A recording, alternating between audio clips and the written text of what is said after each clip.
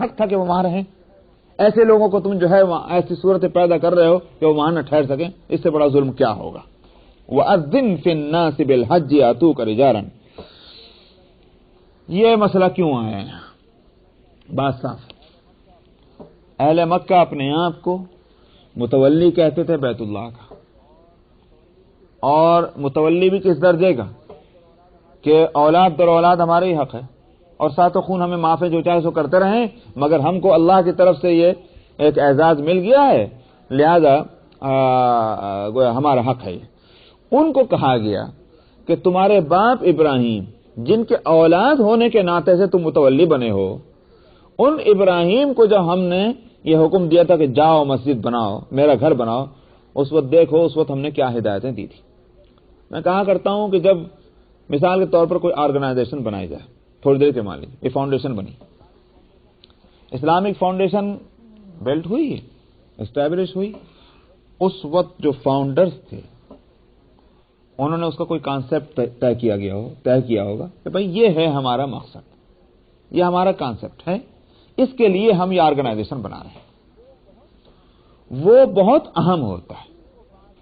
کسی کو بعد میں آنے والے کسی کو، یہاں تک کہ فاؤنڈرز کی اولاد میں بھی کسی کو یہ حق نہیں پہنچتا کہ وہ کانسیپٹ اگر شریعت کے خلاف نہیں ہے اس کانسیپٹ کو چینج کر دے. اس لیے کانسیپٹ کو چینج کرنے کا مطلب کیا ہوا؟ اس آرگنائزیشن اور اس چیز کا نیچر تم بدل رہے ہو. نیچر چینج کرنے کا حق کسی کو نہیں دیا جا سکتا. بات سمجھ آئی نہیں؟ یہاں اسی بات کو بتلایا. ابراہیم کو ہم نے بتایا تھا کہ جا کر بیت اللہ کی تعمیر کرو، اور اس وقت ہم نے یہ کہا تھا کہ یہ دیکھو یہ کام کرنا جس سے اس چیز کا نیچر بنتا ہے. تم اب دیکھو تمہاری حرکتیں کیا ہیں، وہ بات بتلانے کے لیے پوری تفصیل سے لایا جا رہا ہے. اور فرمایا ہم نے کہا تھا اعلان کر دو لوگوں میں حج کا. سب جانتے ہیں کہ حج ہوتا ہے، اہل مکہ بھی جانتے تھے، اہل مکہ انتظام بھی کرتے تھے. یأتوک رجالا وعلی کل ضامر یأتین من کل فج عمیق. آئیں گے تمہارے پاس لوگ پیدل، اور ہر ایسی سواری پر یا اونٹنی پر کہ جو چلی آئیں گی ہر گہری اور تنگ گھاٹیوں سے چلتی ہوئی. مراد ہے پریشانیاں جھیلتے ہوئے، مصیبتیں اٹھاتے ہوئے، تکلیفیں برداشت کرتے ہوئے آئیں گے. تو پیدل چلنا، سواریاں ہیں تو وہ بھی کوئی آرام کے نہیں، مگر کیوں آ رہے ہیں؟ اس لیے کہ اعلان ابراہیمی کو قبول کیا ہے انہوں نے. تو اس لیے یہاں مفسرین کہتے ہیں کہ حضرت ابراہیم علیہ السلام نے اللہ کے اس حکم کو سن کر عرض کیا خداوندہ میں اعلان تو میں کر دوں مگر کس میں کر دوں؟ اعلان کے لیے ضروری ہے کہ اعلان کیا جائے تو کچھ لوگ اعلان سننے والے ہوں. یہاں تو کوئی ہے ہی نہیں، کس میں اعلان کر دوں میں جا کر؟ اللہ تعالیٰ نے فرمایا تیرا کام اعلان کرنا، ہمارا کام سنوا دینا. تو کر اعلان اور ہم جو ہیں لوگوں تک پہنچائیں گے. چنانچہ اس وقت جتنے دنیا میں انسان بستے تھے اللہ نے اس آواز کو ان سب تک پہنچا دیا جو حضرت ابراہیم علیہ السلام نے وہاں کہا. اور اس حکم کے بعد ابراہیم علیہ السلام نے زور سے اعلان کیا لوگوں بیت اللہ کی تعمیر ہو گئی ہے، حج کے لیے چلے آؤ. اللہ نے فرمایا انہی لفظوں میں اعلان کر دیا. اللہ نے اس بات کو دوسروں تک پہنچایا، نہیں ہے کہ زندہ انسانوں تک بلکہ قیامت تک پیدا ہونے والے سارے انسانوں کی روحوں تک پہنچا دیا اس آواز کو. پھر جنہوں نے زندہ انسانوں نے یا آگے چل کر پیدا ہونے والے انسانوں کی روحوں نے لبیک کہا، انہی کو زندگی میں توفیق ہوگی کہ وہ لبیک کہیں گے، تلبیہ پڑھیں گے. یہ لبیک تلبیہ جو ہے دراصل ریپیٹیشن ہے اس تلبیہ کی، اس لبیک کی کہ جو ابراہیم علیہ السلام کے اعلان کے وقت انہوں نے کہا تھا. اس وقت کا لبیک اب بھی اس کو دہرایا جا رہا ہے. تو لبیک اللہم لبیک حاضر ہیں کہ حاضر ہیں. تو ابراہیم علیہ السلام کو اس کا حکم ہوا. لیشہدوا منافع لہم. کیوں آئیں گے وہ؟ ایک تو یہ کہ دعوت ابراہیمی کو قبول کرتے ہوئے، اور تاکہ مشاہدہ کر لیں وہ اپنے لیے منافع کا. یا منافع سے مراد جو ہے آپ عام رکھ سکتے ہیں، نفع دنیا اور نفع آخرت. 3 نفع دنیا تو یہ ہے کہ بھئی جمع ہوں گے تو ظاہری اعتبار سے ان کا جمع ہونا مفید ہوگا. وہ فائدہ مال و دولت کا ہو جو بہت حقیر فائدہ ہے. مال و دولت اپنے قومی فائدہ اپنے قومی معاملات کا ہو کہ جب پوری امت جو ہے اللہ کے بندے سب کے سب مشرق کے ہوں کہ مغرب کے ہوں کہ کالے ہوں کہ گورے ہوں کوئی بھی زبان بولنے والے ہوں وہ سب یکجا ہوں گے تو آپس میں ان میں اتحاد اور اتفاق پیدا ہوگا، آپسی معاملات میں تبادلہ خیال ہوگا اور اس سے جو ہے مشکلات کو حل کرنے کی راہیں کھلیں گی۔ سمجھ میں آئے؟ یہ بھی فائدہ ہے۔ ان میں ایک گنا فائدہ دنیاوی بھی ہے اور ایک گنا دینی بھی ہے، مگر خالصتاً دینی منافع کیا ہیں؟ اللہ کی رضا، خوشنودی اور بیت اللہ کی جو وہ برکتیں ہیں کہ جو اللہ سبحانہ و تعالی کی طرف سے خصوصیت سے وہ بیت اللہ ہی میں ان کا نزول ہوتا ہے اور کسی دوسری جگہ نہیں، ان برکتوں سے فائدہ اٹھانا، وہ رحمتیں۔ اس لیے ایک حدیث میں آتا ہے کہ بیت اللہ کے لیے اللہ سبحانہ و تعالی نے 100 رحمتیں خاص مقرر فرما رکھی، 100 طرح کی۔ تو ان میں سے 40 رحمتیں جو ہیں وہ طواف کرنے والوں کے لیے ہیں اور 40 رحمتیں نماز پڑھنے والوں کے لیے ہیں اور 20 جو ہیں وہ ہیں دیکھنے والوں کے لیے۔ تو خالی بیٹھ کر بیت اللہ کو دیکھا کیجئے، ان کو بھی رحمتیں ملیں گی 20۔ تو اس طرح یہ منافع جو بیت اللہ کے خصائص میں ہیں، ان خصوصیات میں ہیں، ان رحمتوں کو حاصل کرنا اور اس سے بڑھ کر اللہ کی رضا کہ حاجی کے لیے، حج کرنے والے کے لیے، وہ حدیثیں آپ سن چکے ہیں، مشکوٰۃ شریف میں گزر چکی ہیں کہ جس من حج ولم يرفث ولم يفسق رجع كيوم ولدته امه، کہ جس شخص نے حج کیا پھر اس نے کوئی فسق اور فجور اور نافرمانی کا کام نہیں کیا تو وہ ایسے لوٹ کر آئے گا وہاں سے جیسے آج ہی اس کے ماں کے پیٹ میں جنا۔ اب یہ مقام جو اس کو حاصل ہوا، ظاہر ہے کہ یہ برکت ہے بیت اللہ کی، بیت اللہ کے بغیر تھوڑی حج ہوتا ہے۔ تو یہ ہیں سارے منافع، تو دنیاوی منافع ہوں یا دینی ہوں، ظاہری ہوں کہ باطنی اور معنوی ہوں، عام ہے وہ اپنے منافع کا مشاہدہ کریں۔ وَيَذْكُرُ اسْمَ اللَّهِ فِي أَيَّامٍ مَّعْلُومَاتٍ، اور اللہ کا نام لیں مقررہ دنوں میں ان جانوروں پر کہ جو اللہ نے ان کو دیے ہیں، چوپائے۔ مقررہ دن کون سے ہیں؟ مراد یہ ہے کہ دن تو مقرر ہیں، یہ نہیں کہ جب چاہے وہ کام کر لو، رہ گئے وہ کون سا دن ہے وہ نبی بتلا دیں گے۔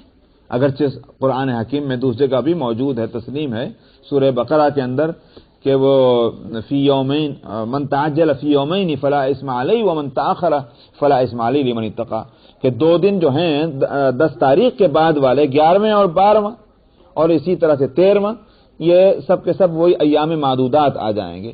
مگر نبی کریم صلی اللہ علیہ وسلم نے اپنے عمل سے اس کو بالکل واضح کر دیا کہ 10، 11 اور 12 یہ ایام جو ہیں معلومات ہیں، معلومات سے مراد ہے مقرر۔ تو مقررہ دنوں کے اندر ان جانوروں پر اللہ کا نام لیں کہ جو ہم نے ان کو دیے ہیں، یعنی چوپائے۔ اللہ کا نام لینے سے مراد ہے ان کی قربانی دینا، اس لیے کہ وہ قربانی ویسے تو ہر ذبح اللہ کا نام لے کر ہوتا ہے۔ سمجھ میں آئی مسئلے کو؟ کوئی ذبح صحیح نہیں ہوگا جب تک کہ اس پر اللہ کا نام نہ لیا جائے۔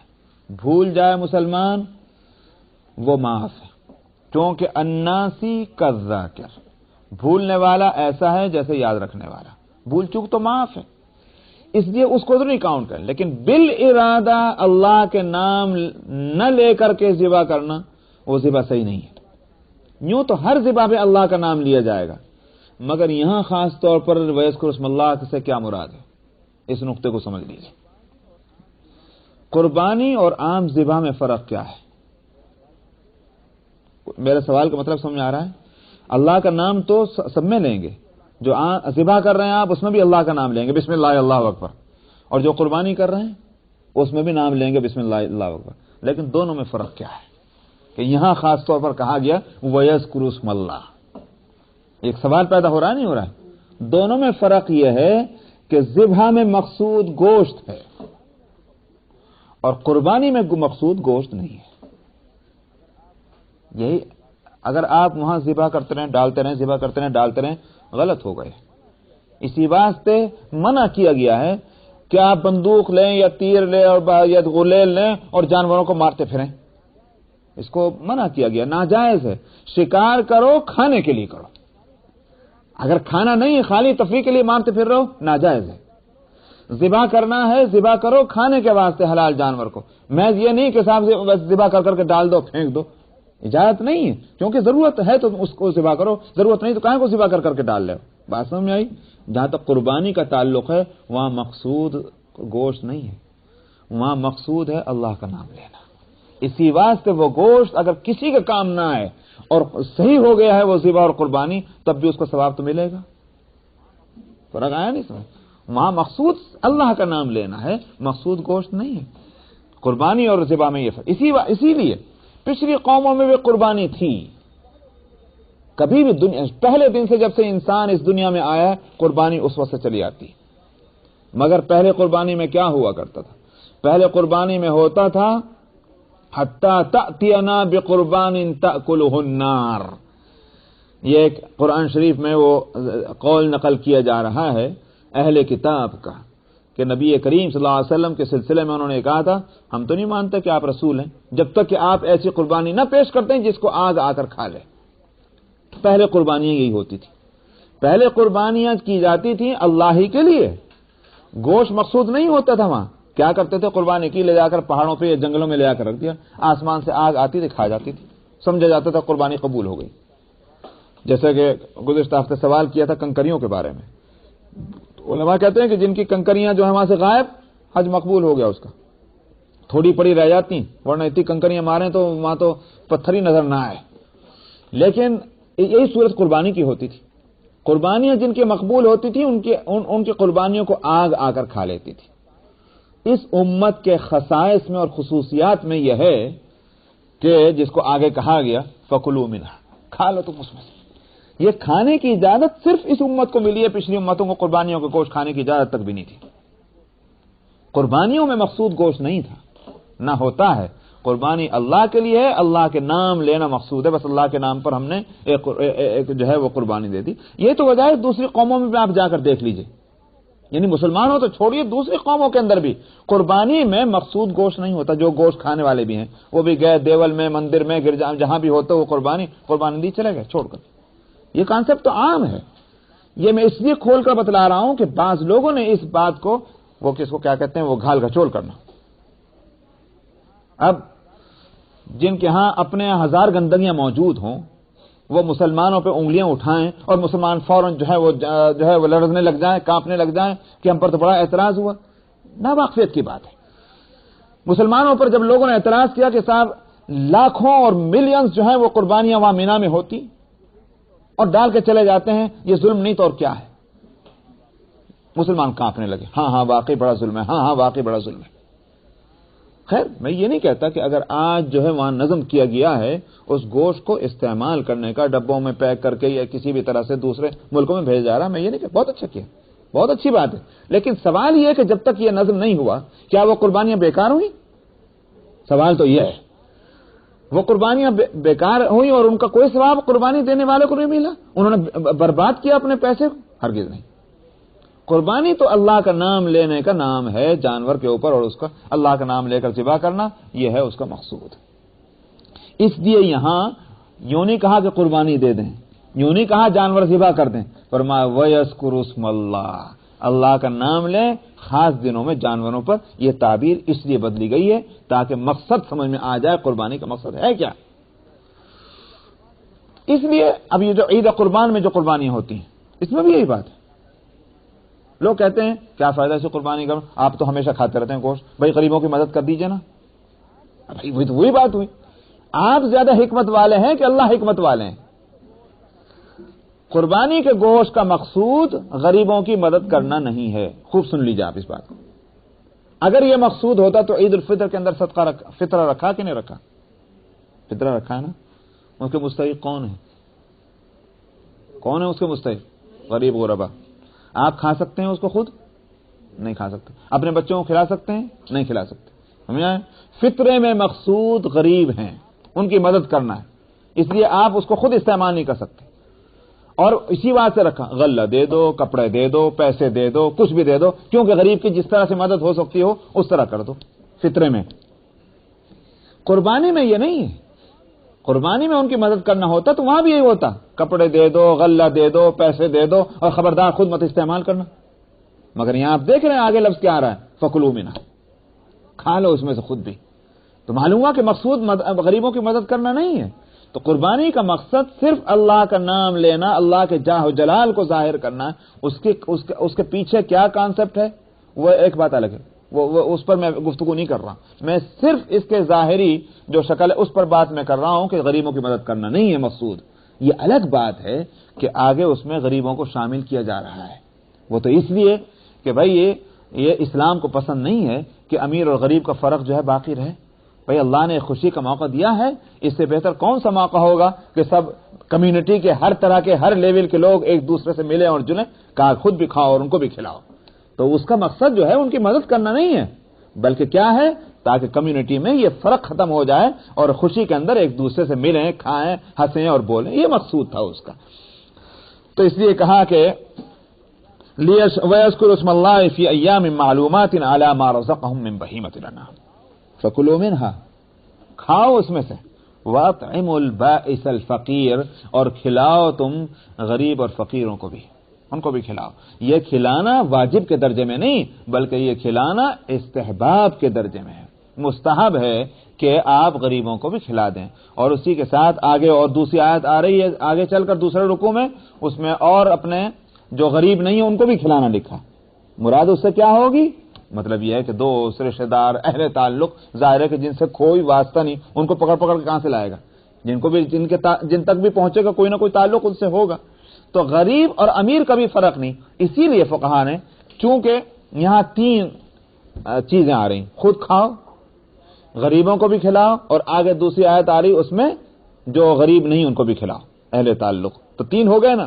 اسی لیے فقہا نے کیا کہا، تین حصے کر لو، ایک حصہ اپنے لیے، ایک حصہ جو ہے وہ اعزاء اور رشتہ داروں کے واسطے، ایک حصہ غریبوں کے واسطے، کیونکہ تین کا تذکرہ آیا اس لیے تین حصے ہو گئے۔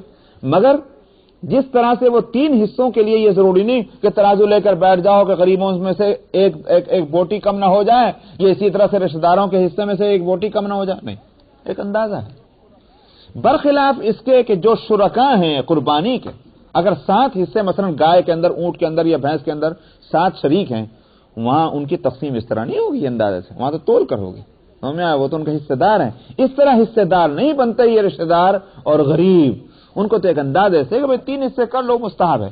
لیکن اگر کوئی شخص غریبوں کو نہ کھلائے، خود ہی کھا جائے، مثال کے طور پر رشتہ داروں کو نہ دے، یا رشتہ داروں کو کسی کو سب کو پورا کا پورا دے دے، بالکل جائز ہے، یہ استحبابی ہے، یہ واجب کے درجے میں نہیں ہے صورت، کیونکہ مقصود جو ہے میں نے کہا کہ وہ غریبوں کی اعانت نہیں، ہاں غریبوں کو شریک رکھا جانا چاہیے، بے شک مستحب ہے۔ فَكُلُوا مِنْهَا وَأَطْعِمُوا الْبَائِسَ الْفَقِيرَ ثُمَّ لْيَقْضُوا تَفَثَهُمْ، قربانی دے دی، اس کے بعد کیا ہوتا ہے؟ احرام کھلتا ہے کہ نہیں کھلتا؟ اس کے لیے یہاں لفظ رہے ہیں، پھر وہ اپنے میل کچیل کو دور کر لیں، مطلب یہی ہے کہ بال صاف کر لیں، اپنے احرام کو اتار کر کے نہائیں دھوئیں، کپڑے جو ہیں نئے پہن لیں، وہ وَلْيُوفُوا نُذُورَهُمْ، اور اپنی منتوں کو پورا کریں۔ منتیں کس طرح؟ بعض لوگ ہوتا ہے نا بھئی آپ جا رہے ہیں، ذرا ہماری طرف سے ایک طواف کر لیجئے، یہ تو نظر نہ ہوئی۔ وہ نظر سے مراد یہ ہے کہ کوئی شخص یہ کہے کہ اللہ نے اگر میرا فنا کام کر دیا تو میں طواف کروں گا، اللہ نے میرا یہ کام کر دیا تو میں اتنا، یہ وہ نیکیاں جو بیت اللہ سے متعلق ہیں اور بطور منت کے کسی نے مان رکھی ہیں، اب اس کے بعد حج سے فارغ ہو کر یہ منتوں کو بھی پورا کر لیا جائے۔ وَلْيَطَّوَّفُوا بِالْبَيْتِ الْعَتِيقِ، اور چاہیے کہ بیت عتیق کا طواف کریں ہو۔ اب یہ طواف سے مراد وہ طواف زیارت ہے جو 10 تاریخ کو ہوگا، وہ اس سے یہ نکلا کہ یہ طواف جو ہے یہ فرض ہے، حج کا یہ رکن خاص ہے، اس کے بغیر حج نہیں ہوتا۔ یہاں لفظ لائے ہیں البیت العتیق۔ العتیق جو ہے یہ عتق اور عتق یعتق، اس کے 2 معنی آتے ہیں۔ ایک معنی تو ہیں پرانا ہونے کے، قدامت، اس لفظ کے اس معنی کے لحاظ سے البیت العتیق، بیت اللہ کو کیوں کہا گیا؟ اس لیے کہ خود قرآن حکیم میں دوسری جگہ فرمایا ان اول بیت وضع للناس للذی ببکر، پہلا گھر جو لوگوں کے لیے بنا وہ وہی ہے جو مکے کے اندر بیت اللہ ہے، تو سب سے پرانا گھر ہے۔ ایک معلوم ہوا کہ یہ شروع سے بیت اللہ کی تعمیر کا مقصد یہی چلا آتا ہے، ہزاروں برس سے جو کانسیپٹ ہو اس کا، آج تم آ کر اس کو چینج کر رہے ہو، تم کو حق کیا پہنچتا ہے اس کو بدل دینے کا، اس کے نیچر کو اور اس کے نقشے کو؟ تو یہ بیت عتیق کا لفظ اس معنی کے اعتبار سے اس لیے لایا ہے۔ سمجھ میں آئی نہیں بات؟ یہ نہیں کہ 10 سال پہلے بنا تھا اور 10 سال تمہارے گزر گئے شرک اور بت پرستی کرتے ہوئے. یہ بہت پرانا گھر ہے اور پرانے وقتوں سے یہی اس کا مقصد چلا آتا ہے. دوسرے معنی العتیق کے ہیں. عتق کے معنی آتے ہیں آزادی کے. العتیق یہ اس کا کیا ہوگا؟ صفت بن جائے گی البیت کی. مراد اس سے کیا ہے؟ آزاد گھر. اس گھر پر کسی کے جو ہے وہ اس کو گھر کو جاگیر نہیں بنایا جا سکتا. یہ نہیں کہ صاحب کوئی قوم آ کر مسلط ہو جائے ہمارا فیصلہ اس پر نافذ ہوگا اور کسی کا نہیں. وہ جو کہا جا چکا شروع میں جو سواء العاکف فیہ والباد، یہ گھر سب کے لیے برابر ہے، چاہے یہ مکے میں رہنے والے ہوں چاہے باہر سے آنے والے ہوں. آزاد گھر ہے یہ اللہ کا، اس پہ کسی کی کوئی جو ہے وہ قبضہ اور کسی پر تسلط جو ہے وہ قابل گوارا نہیں ہے. یہ سارے مسلمانوں کے لیے آزاد ہے، جو جس وقت آئے اور یہاں اللہ کو یاد کرنے کے لیے جو اس کا دل چاہے وہ عبادت اور ذکر وہ کرے. اسی واسطے بیت اللہ کے دروازے کبھی بند نہیں ہوتے. مسجد حرام ہمیشہ کھلے رہتے ہیں، رات ہو کہ دن ہو کہ سردی ہو کہ گرمی ہو برسات ہو، ہر وقت 24 گھنٹے وہ مسجد حرام کے دروازے کیوں کھلے رہتے ہیں؟ اس لیے کہ وہ گھر کا دروازہ کسی پر بند نہیں ہو سکتا، وہ اللہ کا گھر ہے. البیت العتیق یہ اس معنی کے اعتبار سے اس کو یہاں اگر پرانے ہونے یعنی آزاد ہونے کے بعد وہ مقصد یہ ہے کہ تمہیں کیا حق تھا مسلمانوں کو روکنے کا؟ مسلمانوں کو روکا نہیں روکا وہاں عبادت کرنے سے. اور اسی طرح سے خاص طور پر آگے چل کر عمرہ حجۃ الوداع میں روک دیا کہ عمرہ کرنے تم نہیں آ سکتے. ارے سبحان اللہ، کفر کرنے والے شرک کرنے والے وہ تو آئیں دندناتے ہوئے مسجد حرام میں، اور جو صرف اللہ کو یاد کرنے کے واسطے آنا چاہیں ان کے لیے دروازے بند کر دو تم. البیت العتیق کہ اس وصف کو خاص طور پر اس لیے یہاں ذکر کیا کہ یہ آزاد گھر ہے تو کسی کے اس پر قبضہ اور اقتدار وہ قابل برداشت نہیں ہو سکتا. فرمایا ذالک ہو گیا وقت. آیت صفحہ نمبر 341 اور آیت نمبر 30. اعوذ باللہ من الشیطان الرجیم، بسم اللہ الرحمن الرحیم. ذالک ومن يعظم حرمات الله فهو خير له عند ربه وأحلت لكم الأنعام إلا ما يتلى عليكم فاجتنبوا الرجس من الأوثان واجتنبوا قول الزور حنفاء لله غير مشركين به ومن يشرك بالله فكأنما خر من السماء فتخطفه الطير أو تهوي به الريح في مكان سحيق. ذلك ومن يعظم شعائر الله فإنها من تقوى القلوب. لكم فيها منافع إلى أجل مسمى ثم محلها إلى البيت العتيق. ولكل أمة جعلنا منسكا ليذكروا اسم الله على ما رزقهم من بهيمة الأنعام فإلهكم إله واحد فله أسلموا وبشر المخبتين. الذين إذا ذكر الله وجلت قلوبهم والصابرين على ما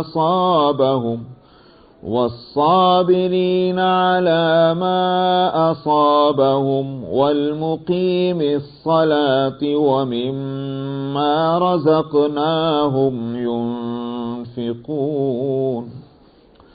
والبدن جعلناها لكم من شعائر الله لكم فيها خير فاذكروا اسم الله عليها صواف فإذا وجبت جنوبها فكلوا منها وأطعموا القانع والمعتر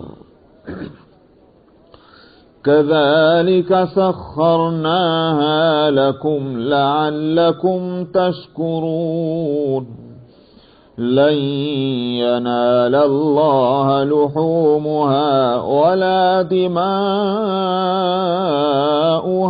ولكن يناله التقوى منكم كذلك سخرها لكم لتكبروا الله على ما هداكم وبشر المحسنين إن الله يدافع عن الذين آمنوا إن الله لا يحب كل خوان كفور أذن للذين يقاتلون بأنهم ظلموا وإن الله على نصرهم لقدير الذين أخرجوا من ديارهم بغير حق إلا أن يقولوا ربنا الله ولولا دفع الله الناس بعضهم ببعض لهدمت صوامع وبيع وصلوات ومساجد يذكر فيها اسم الله كثيرا ولينصرن الله من ينصره إن الله لقوي عزيز الذين إن مكناهم في الأرض أقاموا الصلاة وآتوا الزكاة وأمروا بالمعروف ونهوا عن المنكر ولله عاقبة الأمور صدق الله العظيم.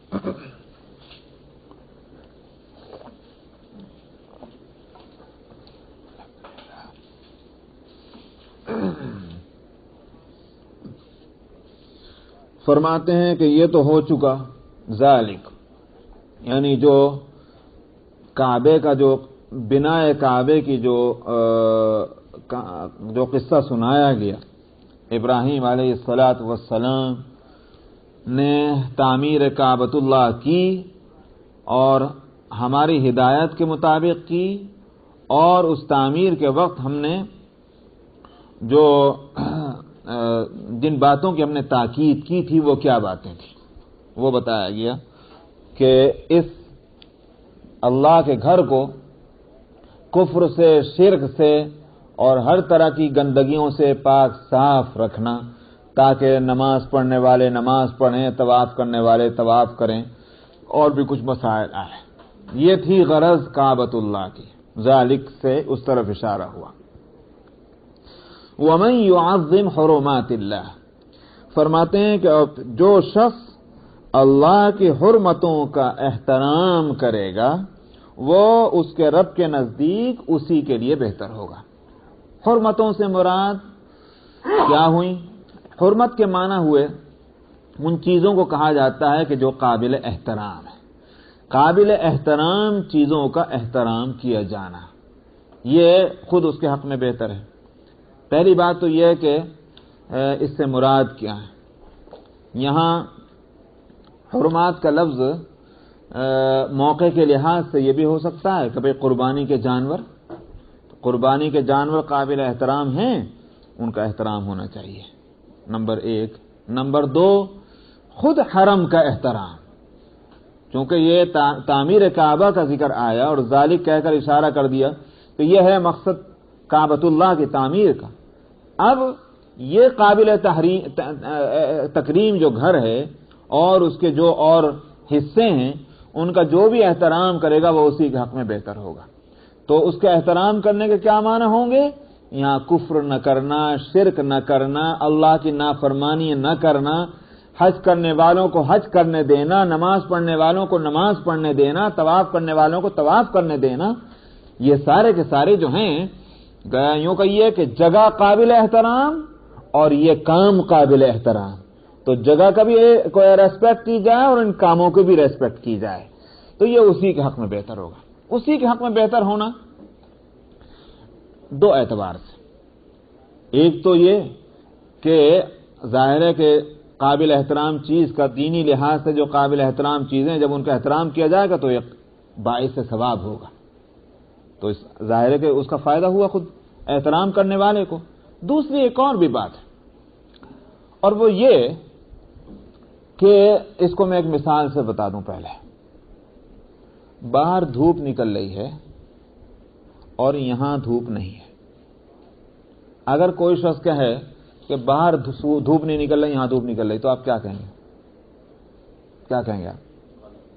غلط ہی نہیں کہا جائے گا، کہنے والا جو کہہ رہا ہے اس کے بارے میں آپ کیا کہیں گے؟ سمجھ میں آیا؟ معلوم ہوتا ہے کہ یہ تو آنکھوں میں خرابی ہے اور یہ دماغ میں خرابی ہے، دو ہی باتیں ہیں نا۔ اس لیے کہ جو حقیقت کے خلاف جو ڈیسیزن لے رہا ہے یا خبر دے رہا ہے، اس کے معنی کیا ہو گئے کہ اس کے حواس جو ہیں ان میں سے کہیں نہ کہیں جو ہے وہ کچھ گڑبڑ ہے، اور جو حقیقت کے مطابق جو معاملہ کر رہا ہے اس کا مطلب کیا ہوا؟ ہر چیز پرفیکٹ ہے، صحیح ہے۔ ٹھیک یہی بات ہے، قابل احترام چیزوں کا جو احترام کرے گا معلوم ہوا کہ یہ خود اپنی جگہ صحیح ہے، اور جو قابل احترام چیزوں کا احترام نہیں کر رہا ماننا پڑے گا کہ اس کے اندر کوئی نہ کوئی خود کمزوری اور خرابی ہے، اس کی اخلاقیات جو ہیں وہ متاثر اور مردہ ہیں۔ اسی بات سے تو نبی کریم صلی اللہ علیہ وسلم نے فرمایا تھا کہ لیس من لم یرحم صغیرنا ولم یوقر کبیرنا فلیس منا، جو ہمارے بڑوں کا احترام نہ کرے اور ہمارے چھوٹوں پر شفقت نہ کرے وہ ہم میں سے نہیں ہے۔ اس لیے کہ جو اسلام کا جو فطری ایک نظام ہے، نیچرل، اس کے معنی یہ ہے کہ ہر چیز جو ہے اس نیچر کے مطابق ہونی چاہیے۔ بڑے قابل احترام ہیں، احترام کرو، چھوٹے جو ہیں وہ شفقت اور محبت کے قابل ہیں، وہ کرو، اور جس نے اس کے خلاف کیا اس کا مطلب یہ کہ نیچر کے خلاف کر رہا ہے، تو پھر وہ ہمارے میں سے کیسے ہوا جو نیچر کے خلاف کر رہا ہے؟ تو اس لیے فرمایا کہ فَهُوَ خَيْرٌ لَهُ عِندَ رَبِّهِ، وہ تو خود اس کے نزدیک بہتر ہوگا کہ جو قابل احترام چیزوں کا احترام کرے گا، اس کے حق میں لوگوں کی رائے صحیح قائم ہوگی، ہاں یہ آدمی پرفیکٹ ہے، تو اللہ کے یہاں بھی اس کے ساتھ وہی معاملہ ہوگا۔ وَأُحِلَّتْ لَكُمُ الْأَنْعَامُ وَأُحِلَّتْ لَكُمُ الْأَنْعَامُ إِلَّا مَا يُتْلَى عَلَيْكُمْ، فرمایا اور حلال قرار دیا گیا ہے تمہارے واسطے چوپاؤں کو سوائے ان کے کہ جن کی تلاوت کی جا چکی ہے۔ یعنی کیا مطلب ہے؟ سارے جانور جو قابل ذبح ہیں وہ سب حلال ہیں۔ کون سے حلال نہیں ہیں؟ فرمایا کہ ہم اس کو بتا چکے ہیں۔ کہاں بتا چکے؟ سورہ مائدہ میں گزر چکا۔ حرمت علیکم المیتۃ والدم ولحم الخنزیر وما اہل لغیر اللہ به والمنخنقۃ والموقوذۃ والمتردیۃ والنطیحۃ وما اکل السبع الا ما ذکیتم وما ذبح علی النصب وان تستقسموا بالازلام۔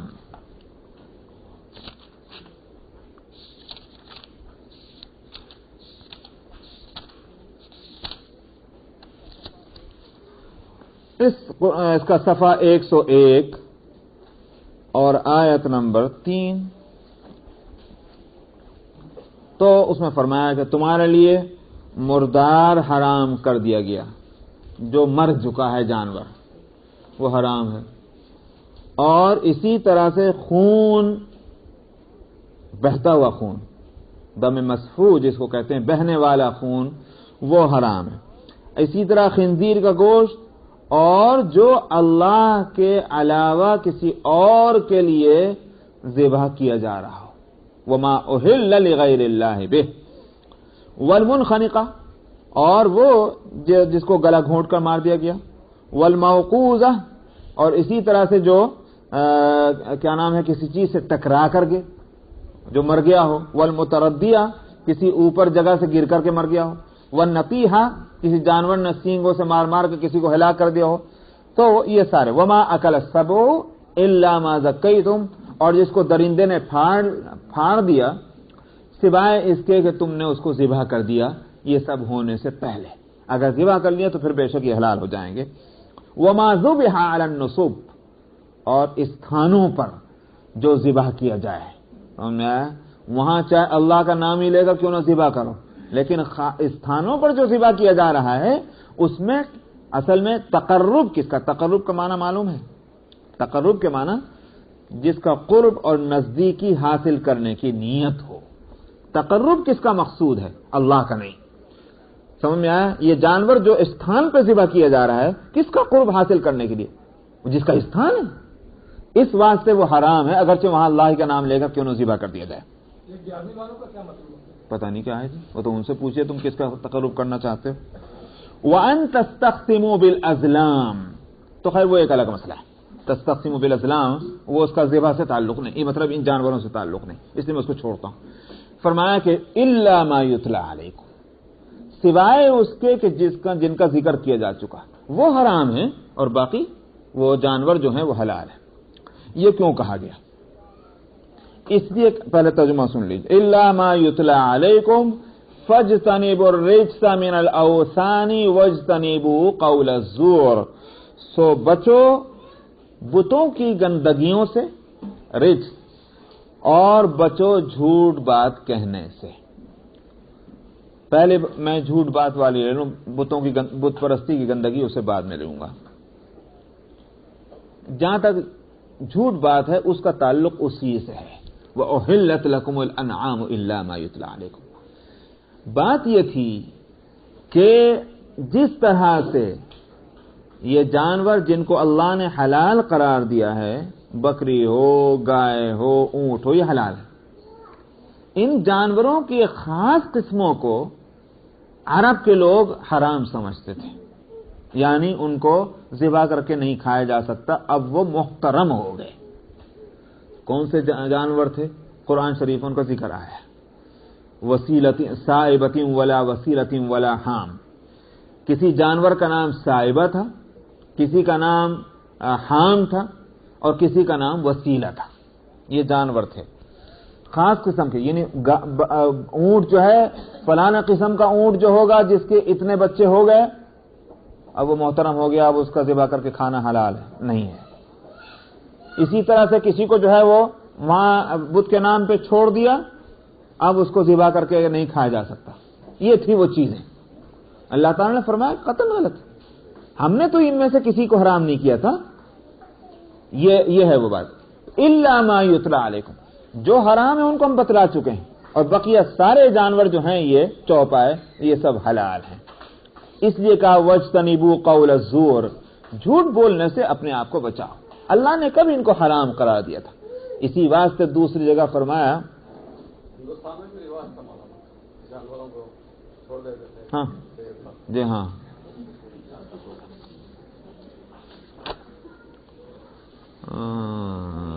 کیا نام ہے، یفترون علی اللہ الکذب ان الذین یفترون علی اللہ الکذب لا یفلحون۔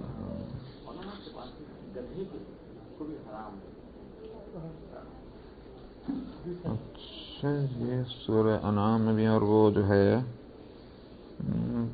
تفترون ھذا حلال وھذا حرام لتفتروا علی اللہ الکذب ان الذین یفترون علی اللہ الکذب لا یفلحون۔ یہ بھی کہ سورہ انعام میں یہ آیت گزری ہے جس کے ہاں ولا تقولوا لما تصف السنتکم الکذب ھذا حلال وھذا حرام لتفتروا علی اللہ الکذب۔ فرمایا تم اپنی زبانوں سے یہ جھوٹی باتیں مت کہو کہ یہ حلال ہے اور یہ حرام ہے، اللہ پر تم اپنی طرف سے کیوں جھوٹی تہمتیں لگاتے ہو؟ حلال اور حرام کرنے کا اختیار کس کو ہے؟ اللہ کو. جب تم یہ لفظ یوز کرتے ہو کہ یہ حلال ہے اور یہ حرام ہے، کیا مطلب ہوا؟ اللہ نے اس کو حلال کیا، اس کو حرام کیا. تو یہ تو اللہ پر جھوٹا الزام ہے. یہ قرآن شریف میں دوسری جگہ فرمایا تھا. تو اس لیے اسی کو یہاں کہا گیا وَاجْتَنِبُوا قَوْلَ الزُّورِ، جھوٹ بولنے سے بچو تم. تو جھوٹ بہت گندی بات ہے، یہ کسی چیز کو جو حلال ہے اس کو حرام کرنا اور جو حرام ہے اس کو حلال کرنا. جہاں تک فَاجْتَنِبُوا الرِّجْسَ مِنَ الْأَوْثَانِ، بتوں کی گندگی سے بچو. کیا مطلب بتوں کی گندگی؟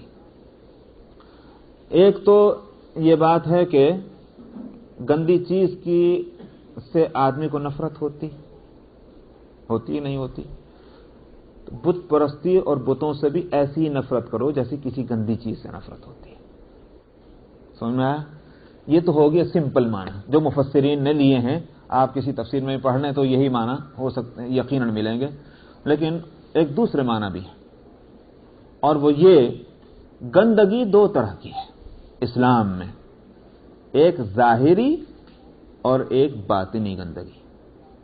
سمجھ میں آیا؟ ظاہری گندگی تو کیا ہے؟ پیشاب پاخانہ، اس طرح کا خون وغیرہ کپڑے کو لگ جائے، بدن کو لگ جائے، جو بھی چیزیں گندی کہلاتی ہیں وہ لگ جائے، نظر آتا ہو، تو اب یہ ہے ظاہری گندگی. اس کو بھی دور کیا جائے گا، مگر اس کے دور کرنے کا طریقہ کیا؟ دھو دیجیے آپ، وہ گندگی وہاں سے ہٹا دیجیے. تو گندگی کو ہٹانا ہے، ہٹانے کی جو بھی صورت ہو آپ دھوئیں گے تو وہ ہٹ جائے گا، تو پاک ہو جائے گا. ایک باطنی جو ہے وہ گندگی ہے، اس کو ہٹانے کی بھی شریعت نے گویا مختلف طریقے بتلائے ہیں. لیکن وہ یہ حقیقت ہے کہ ظاہری گندگیوں کا فلسفہ تو دنیا کی ہر قوم میں موجود ہے. سمجھ میں نہیں بات ہے؟ ظاہری گندگیوں کا فلسفہ کچھ بھی فرق ہو لیکن فلسفہ موجود ہے. باطنی گندگی کا کوئی فلسفہ کسی قوم کے اندر نہیں. یہ امتیاز ہے اللہ کے دین کا، اسی میں یہ مسئلہ آتا ہے. مجھے بتائیے، جو میں پہلے بھی بتا چکا ہوں، طہارت کا مسئلہ کہاں ہے؟ دوسری قوموں میں آپ دیکھیے صفائی اور کا مسئلہ تو بے شک ہے، صفائی کرنا، لیکن پاک کرنا اور ناپاک ہونا یہ فلسفہ تو کہیں نہیں ہے. سمجھ میں نہیں بات؟ بھئی ایک چیز جو ہے کب تک ان کے نزدیک گندگی ہے؟ جب تک وہ گندی نظر آ رہی ہے.